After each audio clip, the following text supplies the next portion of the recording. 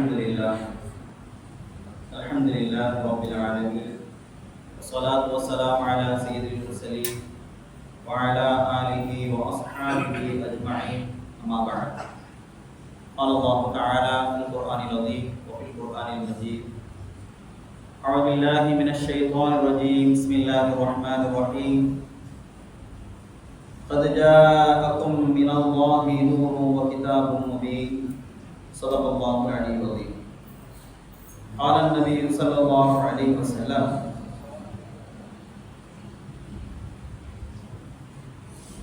عن لقمان بن عامر قال سمعت أبا أمامة يقول قلت يا نبي الله ما كان أول بدء أمرك قال نعم أنا دعوة أبي إبراهيم وبشرى عيسى ورأت أمي حين حملت بي أنه خرج منها نور أضاء لها قصور الشام رواه أحمد أو كما قال عليه الصلاة والسلام سبحانك لا علم لنا إلا ما علمتنا إنك أنت العليم الحكيم رب اشرح لي صدري ويسر لي أمري واحلل عقدة من لساني يفقهوا قولي புகழ் அனைத்தும் ஏகொருவனாகிய அல்லாஹ்வுக்கே உண்டாகட்டுமாக.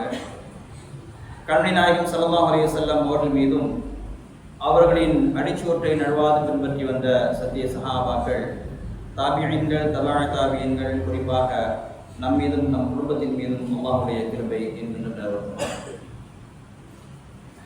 கண்ணியத்திற்கும் பெருமதிப்பு உரித்தான அல்லாஹ்வின் நல்லடியார்களே, சங்கைக்குரிய தாய்மார்களே, அல்லாஹ்வுடைய கிருபையினாலே வசந்தத்தின் மாதமான ரபீஉல் அவ்வலை நாம் அடைந்திருக்கின்றோம். அல்ஹம்துலில்லாஹ். இந்த மாதத்துடைய பரக்கத்தை கொண்டு அல்லாஹ் நம்முடைய அனைவருடைய பாவங்களை மறைத்து மன்னித்து அல்லாஹு தஆலா உயர்தரமான அந்தஸ்தை இந்த உலகத்திலும் நாளைக்கு மறுமையிலும் அல்லாஹு தஆலா தந்துடுவாராக. ஆமீன். கண்ணியத்திற்கும் பெருமதிக்கும் உரித்தான அல்லாஹ்வின் நல்லடியார்களே, அல்லாஹு தஆலா தனது திருமறையிலே கூறும் பொழுது கத் ஜாஅக்கும் மினல்லாஹி நூரும் வ கிதாபும் முபீன், நிச்சயமாக அல்லாஹ்விடமிருந்து பேரொளியும் தெளிவும் உள்ள ஒரு வேதம் இப்போது உங்களிடத்தில் வந்திருக்கிறது என்பதாக அல்லாஹ் தஆலா தனது திருமறையில் குறிப்பிட்டு காட்டுகின்றார். கண்ணியமிக்கவர்களே, இன்றைய உலக நடைமுறையிலே நினைவு கூறுதல் என்பது எல்லா அமைப்புகளிலும் இருக்கிறது. எல்லா அமைப்புகளிலுமே நினைவு கூறுதல் என்பது மிக அவசியமாக இருப்பதை பார்க்கிறோம். அந்த நினைவு கூறும் விதமாக அவர்கள் அவருடைய தலைவரை புகழ்ந்து அதற்குண்டான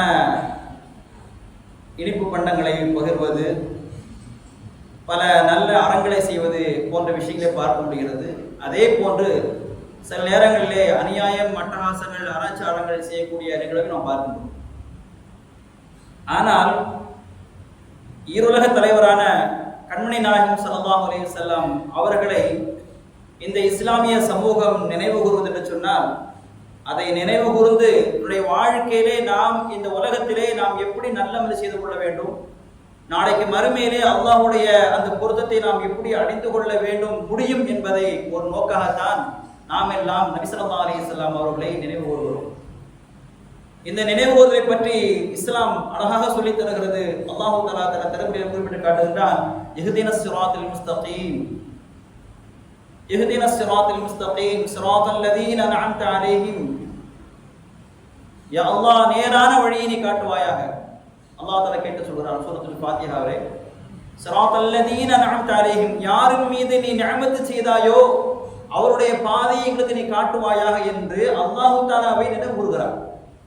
முன்னால் வாழ்ந்த சமுதாயத்திலே நபிமார்களை அல்லாஹ் எந்த அளவுக்கு உன்னுடைய நெருக்கம் பெற்றுக் கொண்டார்களோ, உன்னை நினைவு உன்னிடத்தில் அமல் செய்தார்களோ, அதே போன்று அந்த அடியாருடைய நாங்கள் நினைவு கூறுவது கொண்டு நாங்களுடைய வாழ்க்கையில் அமல் செய்ய வேண்டும் என்பதை அல்லாஹ் தஆலா சொல்லி காட்டுகின்றான். இஹ்தினஸ் ஸிராத்தல் முஸ்தகீம், யா அல்லாஹ், நேரான வழியை காட்டுவாயாக. இந்த நேரான வழி ஸிராத்தல் லதீன அன்அம்த அலைஹிம், யாருக்கு நீ நிஅமத் செய்து நீ நேர்வழியை காட்டினாயோ அவருடைய பாதையை எங்களுக்கு நீ காட்டுவாயாக என்பதாக முன்னால் வாழ்ந்த மக்களை, நல்லடியார்களை நாம் நினைவு கூறுவதாக அல்லாஹ் தஆலா குறிப்பிட்டு காட்டுகின்றார். நினைவு கூற வேண்டும் என்று அந்த அடிப்படையிலே ரசூலுல்லாஹி ஸல்லல்லாஹு அலைஹி வஸல்லம் அவர்களை நாம் நினைவு கூற கடமைப்பட்டிருக்கிறோம்.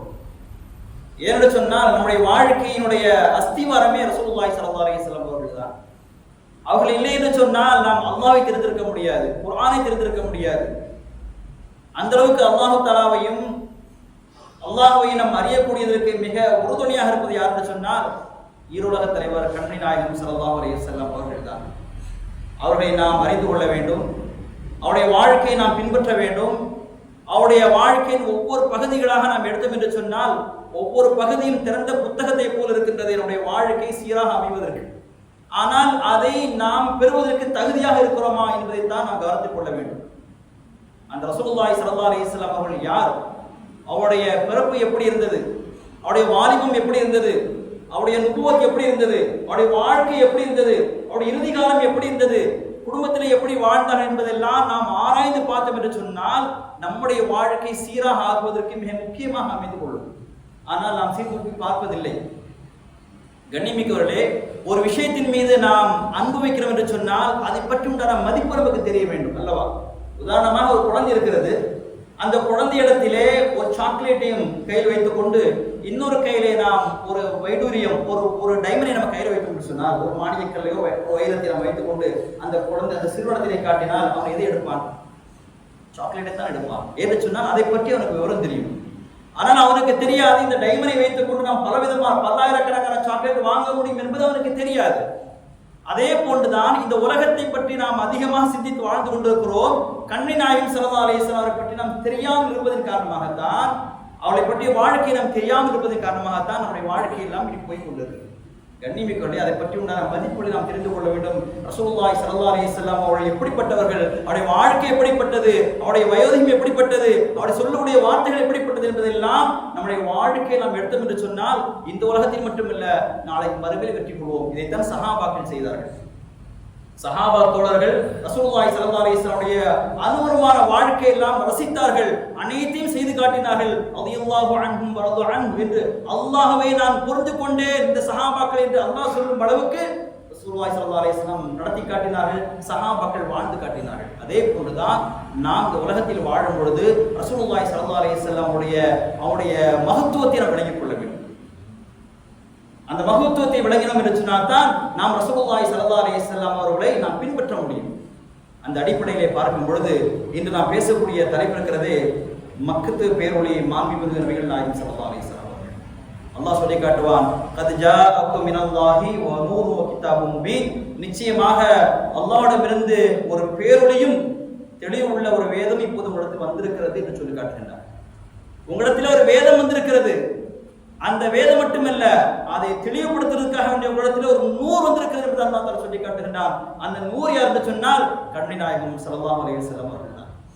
நம்ம ஹதீஸிலே பார்க்க முடிகிறது, ஹஜ்ரத் அபூ உமாமா ரலியல்லாஹு தஆலா அறிவிக்கின்றார்கள், ரசூலுல்லாஹி ஸல்லல்லாஹு அலைஹி வஸல்லம் கேட்டார்கள், மா கான அவ்வளு பத அம்ரி யா ரசூலல்லாஹ், உங்களுடைய ஆரம்ப நிலை எப்படி இருந்தது, நீங்கள் எப்படி இருந்தீர்கள், உங்களுடைய வருகை எப்படி இருந்தது என்று கேட்கக்கூடிய இடத்தில் ரசூலுல்லாஹி ஸல்லல்லாஹு அலைஹி வஸல்லம் சொன்னார்கள், அனா தஅவத்து அபி இப்ராஹிம், நான் இப்ராஹிம் அலைஹிஸ்ஸலாம் உடைய துஆவாகும், நான் இப்ராஹிம் அலைஹிஸ்ஸலாம் உடைய துஆவாக இருக்கிறேன்.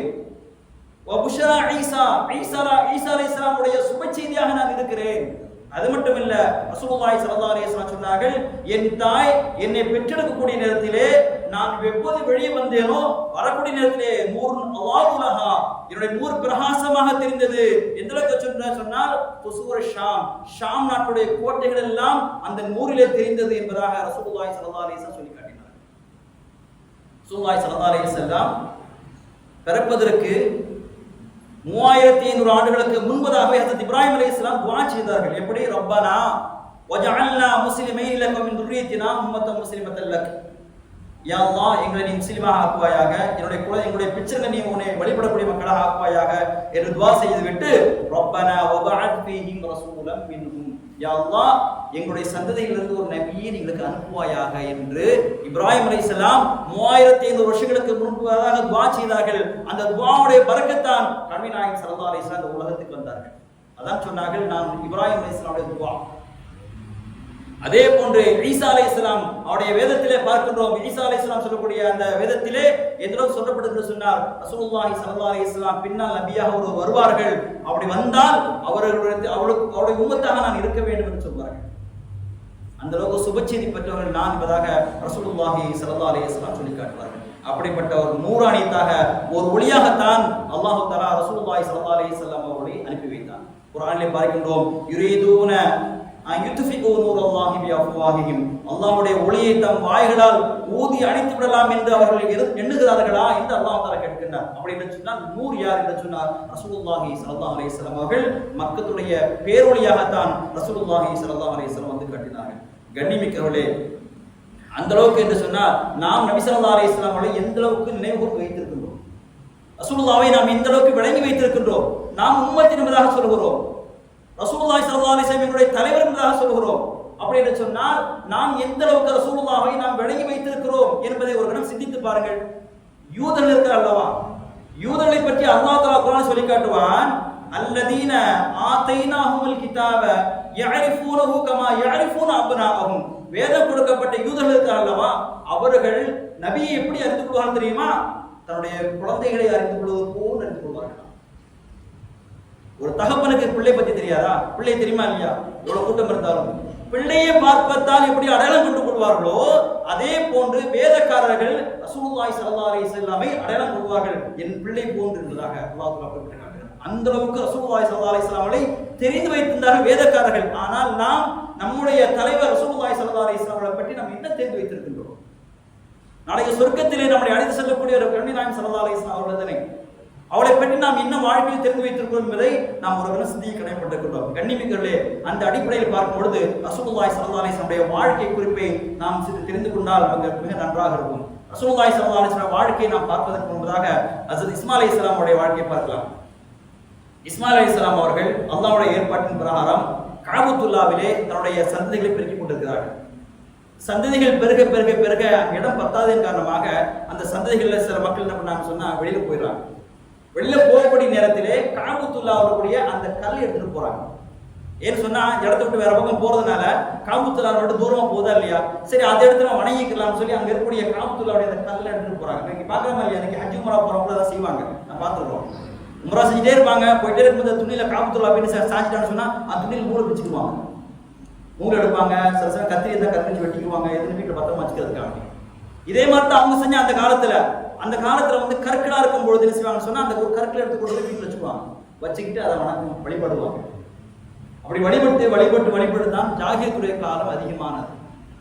இப்ராஹிம் அலைஹிஸ்ஸலாம் அவர்கள் சன்மார்க்கத்தை கொண்டு வந்தார்கள். அல்லாஹ் ஒருவன் தான் என்று சொல்லி கொண்டு வந்த அந்த மக்கள் எல்லாம் இஸ்மாயிலுடைய சந்ததிகள் பாதி பேர் என்ன சொன்னால் இப்படி சிலை வணங்கக்கூடிய மக்களாக மாறினார்கள்.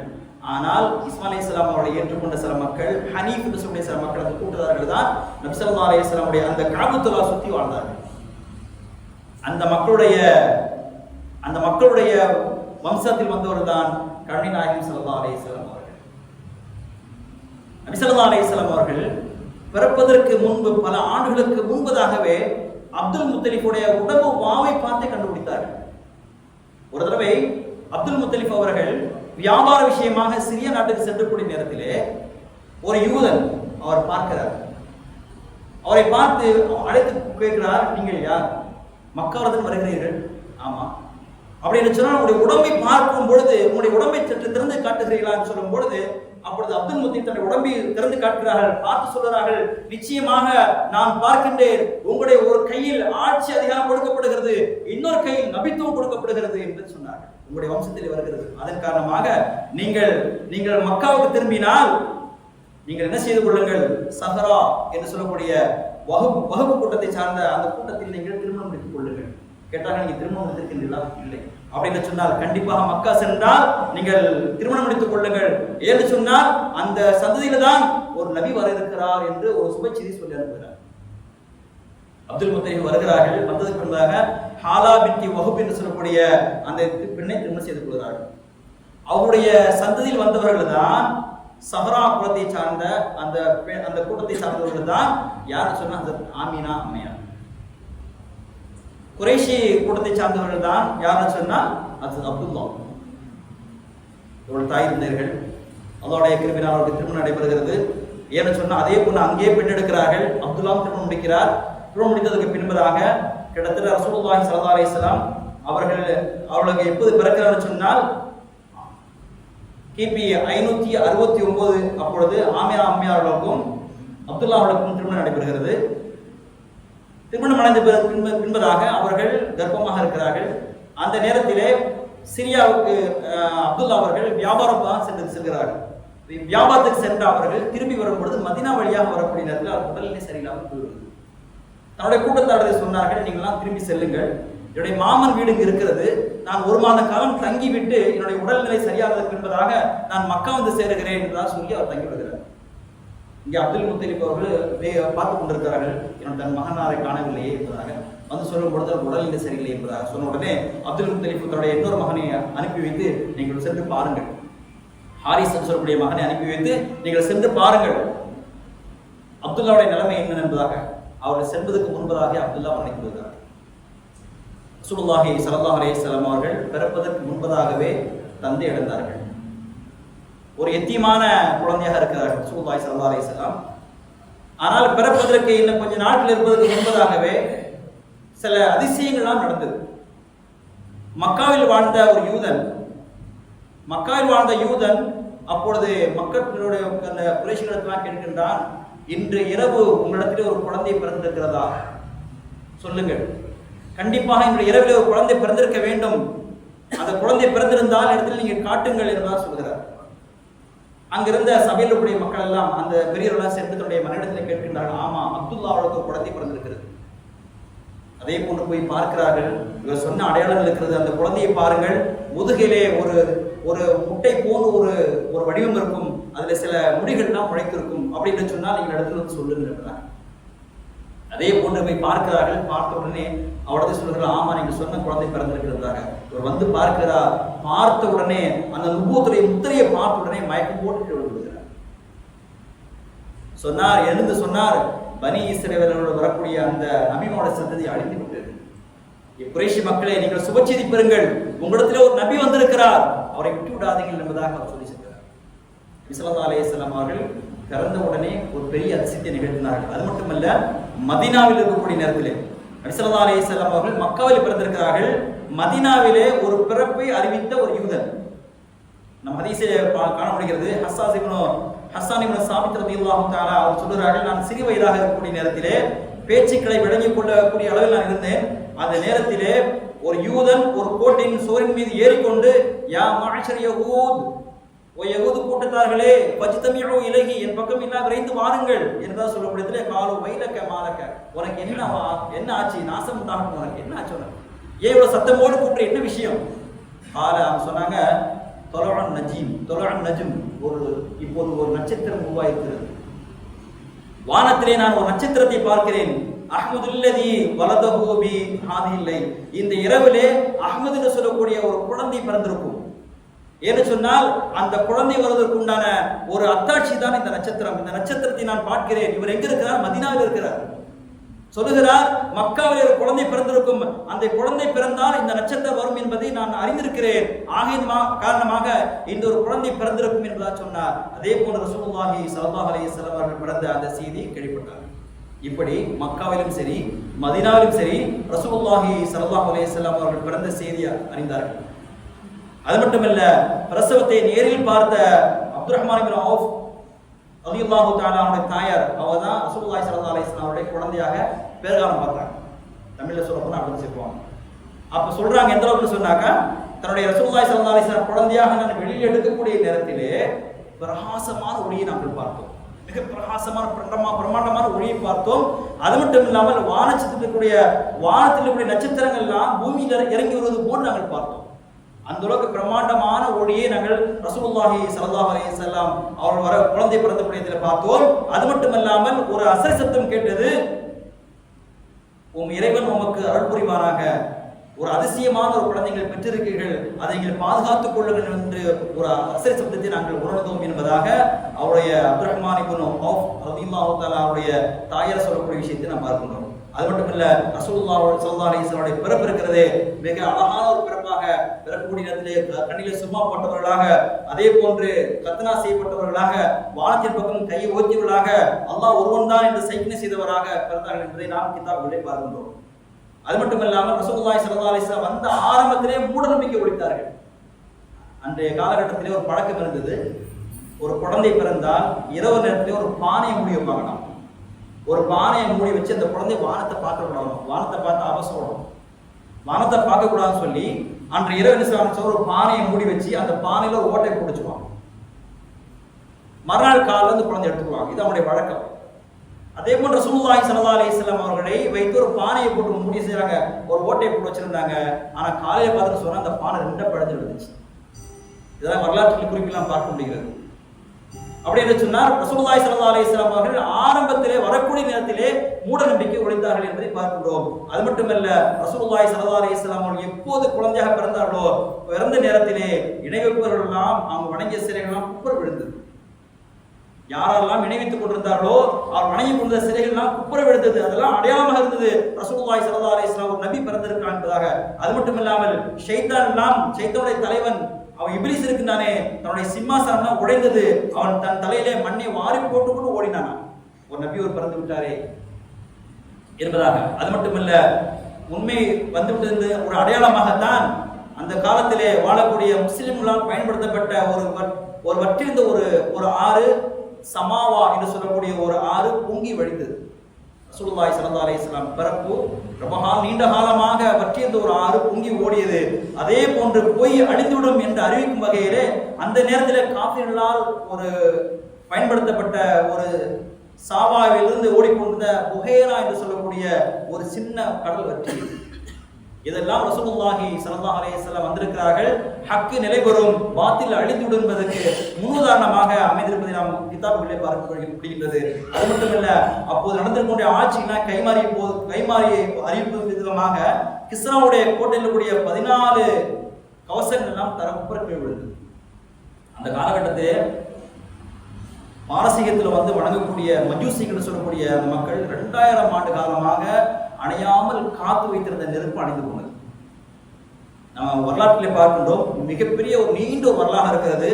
இன்றைய சுமார் 24 நாடுகளை பாரசீக சாம்ராஜ்யத்தின் கீழ் இருந்த அரசை சாசானிய பேரரசு என்று சொல்லிட்டு அழைத்தார்கள். அந்த மக்கள் அதை வைத்திருந்தார்கள். சாசானி என்பது பாரசீகனுடைய மன்னுடைய அந்த முதல்வருடைய பெயர், பாட்டனுடைய பெயராகும். அது மட்டும் இல்லாமல் சாசானிய பேரரசு இருக்கிறது கிபி 224 இருந்து 651 வரை அதிகாரத்திலிருந்து, அதாவது சுமார் 430 வருடங்களாக அவங்க ஆட்சி இருந்தார்கள். அப்படி இருக்கக்கூடிய நேரத்திலே அவங்க மிக முக்கியமாக வணங்கக்கூடிய ஒரு மதம் சொன்ன மஜூசி. அவர்கள் எப்பவுமே நெருப்பை வணங்கக்கூடியவர்கள். அதன் காரணமாக அந்த சாசானிய நிலப்பரப்பிலே மிகப்பெரிய 3 நெருப்பு கோயிலை வைத்திருந்தார்கள். அந்த கோயில வரலாறு கூறுகிறது, அவற்றில் 3 நெருப்பு, அந்த கோயில்களுமே நெருப்பு எரிந்து கொண்டே இருக்குமா. 2000 வருடங்கள் அணையாமல் எரிந்து கொண்டது நெருப்பு. எப்பொழுது ரசூலுல்லாஹி ஸல்லல்லாஹு அலைஹி வஸல்லம் வந்தார்களோ அப்போது அந்த நெருப்பு எல்லாம் அணைந்து விட்டது. அப்போ தெரிந்து கொண்டார்கள், கண்டிப்பாக ஒரு நபி வந்திருக்கிறார் என்றாங்க. அது மட்டுமல்ல, கிஸ்ரா என்று சொல்லக்கூடிய அழைக்கக்கூடிய கிஸ்ரா மாளிகை இருக்கக்கூடிய 14 கோபுர கவசங்கள் எல்லாம் இடிந்து விழுந்தது. எப்பொழுது அந்த அம்மையார் ரசூலுல்லாஹி ஸல்லல்லாஹு அலைஹி வஸல்லம் பிறந்த உடனே அந்த ஒளியிலே கிஸ்ராவுடைய அந்த கோட்டையுடைய கவசங்கள் பொழுது பார்த்தாங்களா, அது என்ன அர்த்தம்? பிற்காலத்திலே அந்த கோட்டைகள் எல்லாம் இந்த இஸ்லாத்தின் காலடி வந்துவிடும் என்ற அடையாளமாக அமைந்தது. அதே போன்றுதான் ரசூலுல்லாஹி ஸல்லல்லாஹு அலைஹி வஸல்லம் காலத்துக்கு பின்புதான் கூட கிஸ்ரா நாட்டுடைய எல்லா கவசங்களும் ரசூலுல்லாஹி ஸல்லல்லாஹு அலைஹி வஸல்லம் காலடிக்கு வந்தது. இதெல்லாம் ஒரு ரசூலுல்லாஹி ஸல்லல்லாஹு அலைஹி வஸல்லம் பிறக்கக்கூடிய அந்த நேரத்தில் வந்த விஷயங்கள். அது மட்டும் இல்ல, ரசூலுல்லாஹி ஸல்லல்லாஹு அலைஹி வஸல்லம் வாழ்க்கை நாம் பார்க்கின்றோம். 6 வயதிலே தாயை இழந்தார்கள். அது போன்று 10 வயது இருக்கும் பொழுது தன்னுடைய பாட்டனார் அப்துல் முத்தலிப் இழந்தார்கள். யாரை ஒரு பக்கபலமாக நினைத்திருந்தார்களோ பாட்டனார் மௌத்தாக்கிவிட்டார்கள். கிட்டத்தட்ட ரசூலுல்லாஹி ஸல்லல்லாஹு அலைஹி வஸல்லம் அவர்கள் எத்தீமாக இருந்தார்கள். தன்னுடைய வாழ்க்கையை நடத்த வேண்டுமே என்ற ஆசையின் காரணமாக வழியில் என்று சொல்லக்கூடிய நேரத்தில் ரசூலுல்லாஹி ஸல்லல்லாஹு அலைஹி வஸல்லம் அவர்கள் கிட்டத்தட்ட 12 வயதிலே வியாபாரம் செய்வதற்காண்டி ஷாம் நாட்டுக்கு செல்கிறார்கள். யார்? பெரிய தந்தை அபூ தாலிப். அப்படி போகக்கூடிய நேரத்திலே ரசூலுல்லாஹி ஸல்லல்லாஹு அலைஹி வஸல்லம் அவர்கள் சிறுவராக இருக்கும் பொழுது ஷாம் நாட்டுக்கு கொண்டு போறாங்க. போகக்கூடிய வழியில புஷ்ரா என்று சொல்லக்கூடிய ஒரு ஏரியா, அந்த இடத்துல ரசூலுல்லாஹி ஸல்லல்லாஹு அலைஹி வஸல்லம் சின்ன பிள்ளையா இருக்கிறாங்க. அங்க வந்து அபூ தாலிப் அவங்க வச்சிருக்கிறாங்க. அப்படி இந்த செய்தியை கேட்ட உடனே அப்பொழுது அங்கக்கூடிய ஒரு யூதர் பஹீரா என்று சொல்லக்கூடியவர், அவருக்கு தெரிகிறது மக்காவிலிருந்து ஒரு வணிக குழு வந்திருக்கிறது. அவர் பார்க்கிறார், பார்க்கக்கூடிய நேரத்திலே மரங்கள் எல்லாம் சஜிதா செய்கிறது, அதே போன்று தாவரங்கள் எல்லாம் சஜிதா செய்கிறது, கற்கள் எல்லாம் சஜிதா செய்வதை பார்த்த உடனே ஆச்சரியப்படுகிறார். அழைக்கின்றார், அழைத்து அவர் அபூ தாலிபை கேட்கின்றார், இவர் யார், நீ எங்கிருந்து வருகிறீர்கள்? நான் மக்காவிலிருந்து வருகிறேன். அவரை பார்த்தார், அந்த சிறுவரை அழைத்து தன்னுடைய உடம்பை திறந்து பார்க்கிறார். பார்க்கக்கூடிய இடத்திலே அந்த முதுகில் இருக்கக்கூடிய நுபுவத்துடைய முத்திரை பார்த்து சொல்கிறார், அல்லாஹ் உங்களுக்கு பரக்கத் செய்வானாக, உங்களுக்கு ஒரு பெரிய ஆட்சி வந்திருக்கிறது, இவர் சாதாரண மனிதர் அல்ல, இதற்கு பின்னால் வரக்கூடிய நபியாகும். ஆகையின் காரணமாக நீங்கள் ஷாம் நாட்டுக்கு இவரை அழைத்து சென்றார்கள், திருப்பி இங்கே மக்கா கொண்டு செல்லுங்கள், இவரை கொண்டு பெரிய ஆட்சி அதிகாரம் வரப்போருக்கிறது, இவரை கொண்டு பெரிய உம்மத்தில் வரப்போருக்கிறது என்பதாக அவர் சுப செய்தி சொன்னார்.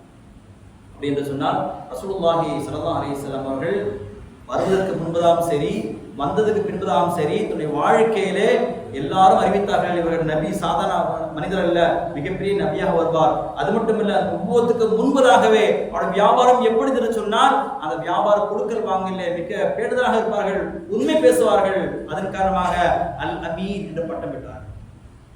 நுபுவத்திற்கு முன்பதாகவே அல் அமீன் என்ற பட்டம் என்று சொன்னால் அவர் கொடுத்த பொருளை பாதுகாப்பார்கள். அஸ்ஸாதிக், உண்மை பேசக்கூடியவர், அவர் பேசினால் உண்மைதான் பேசுவார் என்று அறிந்திருந்தார்கள். அதன் காரணமாக ரசூலுல்லாஹி ஸல்லல்லாஹு அலைஹி வஸல்லம் அவர்களுக்கு முன்பதாகவே அல் அமீன் அஸ்ஸாதிக் என்ற பெயரை பெற்றார். கிட்டத்தட்ட 25 வயது வரக்கூடிய நேரத்திலே ஹதீஜா ரலியல்லாஹு தஆலா அன்ஹா அவர்கள் இவருடைய வியாபாரத்துடைய யுக்தியை பார்க்கிறார்கள். யுக்தியை பார்த்து தன்னுடைய அடிமை பெண்ணை மைசீராவை அனுப்பி வைத்து, நீங்க அவ்வளவு வியாபாரம் செஞ்சுமா, வியாபாரத்துக்கு போகக்கூடியது அவருடைய காட்சியெல்லாம் பார்க்கிறார்கள். அவருடைய நற்குணங்கள் எல்லாம் பார்த்த உடனே ஹதீஜா சொல்கிறார்கள், அவருடைய குணங்கள் இப்படிலாம் இருந்தது, இப்படிலாம் இருந்தது என்று சொல்லும் பொழுது அவர்கள் பிரியப்பட்டு, நான் ரசூல் ஸல்லல்லாஹு அலைஹி வஸல்லம் நான் திருமணம் செய்து கொள்கிறேன் என்பதாக நுபுவத்துக்கு முன்பதாகவே திருமணம் செய்தார்கள். அப்போது நபி ஸல்லல்லாஹு அலைஹி வஸல்லம் அவர்களுக்கு கிட்டத்தட்ட 20 வயதும் ஹதீஜா ரலியல்லாஹு தஆலா அவர்களுக்கு 40 வயதுமாக இருந்தது. எண்ணிமிக்கிறவர்களே, இதெல்லாம் நம்முடைய வாழ்க்கையில தெரிந்து கொள்ள வேண்டிய விஷயம். ரசூலுல்லாஹி ஸல்லல்லாஹு அலைஹி வஸல்லம் அவர்கள் சாதாரண மனிதர் அல்ல. இந்த உலகத்திற்கு நமக்கு நேர்வழி காட்டு வந்தக்கூடிய மிக ஒளி என்பதாக அல்லாஹ் தஆலா சொல்லி காட்டுறான். கத ஜாஅக்குல்லாஹி நூறுன் கிதாபும் முபீன். எப்படி கிதாப் கொடுக்கப்பட்டிருக்கிறதோ அதே போல ஒரு ஒளியாக உங்களுக்கு அல்லாஹ் தஆலா இந்த நபி ஸல்லல்லாஹு அலைஹி வஸல்லம் அவர்களை நமக்கு தந்திருக்கிறார். அப்படிப்பட்ட நபியுடைய வாழ்க்கையை நம்முடைய வாழ்க்கையில் கொண்டு வந்து சொன்னால், இந்த உலகத்தில் மட்டுமல்ல, நாளைக்கு மறுமையிலும் அல்லாஹ்வுடைய அந்த ரிலா பொருத்தத்தை அடையக்கூடிய நன்மக்களமாக அல்லாஹ் ஆக்கி அருள்வார். அப்படிப்பட்ட தௌஃபீக் அல்லாஹ் தஆலா நம் அனைவருக்கும் தந்தருவானாக. வாஹிர் தஅவானா அனில் ஹம்துலில்லாஹி ரப்பில் ஆலமீன். அஸ்ஸலாமு அலைக்கும் வரஹ்மத்துல்லாஹி வபரகாத்துஹு. صلي سلام عليكم يا رسول، سلام عليكم يا حبيب، سلام عليكم صلوات الله عليكم. أشرق البدر علينا فاختفت منه البدور، مثل حسنك ما رأينا قط يا وجه سروري. أنت شمس أنت بدر أنت نور فوق نوري، أنت إكسر وغالي أنت مصباح الصدور. يا حبيبي يا محمد يا